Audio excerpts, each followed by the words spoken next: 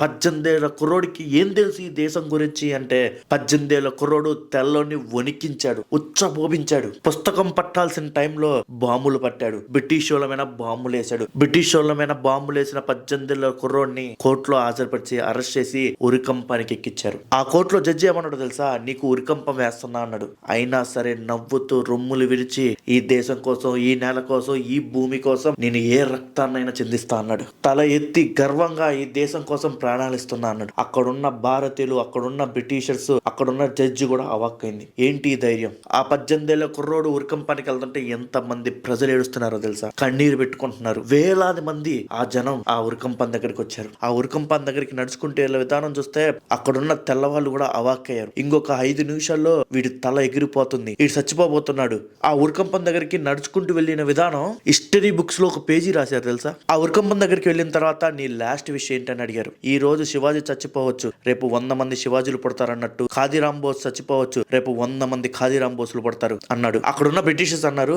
ఈ రోజు నువ్వు చచ్చిపోతే రేపొద్దున అందరు మర్చిపోతారు, నిన్ను చరిత్ర గుర్తు పెట్టుకోదన్నాడు. చరిత్రలో చెప్పుకోవడానికి కాదు ఈ చావు, నా తల్లికి స్వేచ్ఛనివ్వటానికి అన్నాడు. ఈ చరిత్ర నిన్ను గుర్తు పెట్టుకోలేదన్నారు. నేను గుర్తు పెట్టుకున్నా, ఈ ప్రపంచానికి గుర్తు చేస్తున్నా. ఈ నేల కోసం ప్రాణాలు అర్పించడం వల్ల మనం ఇలా స్వతంత్రంగా బతకడానికి వాళ్ళు రక్తాన్ని అర్పించారు. వాళ్ళ కోసం మనం ఏం చేస్తున్నాం? వాళ్ళ చరిత్రని ప్రపంచానికి పరిచయం చేద్దాం. ఆ ప్రపంచానికి పరిచయం చేయాలంటే మీది కూడా ఒక సాయం కావాలి. ఆ సాయమే మీ ఫ్రెండ్స్ కి వీడియో షేర్ చేయాలి. మళ్ళీ కలుద్దాం వేరే వీడియోలో.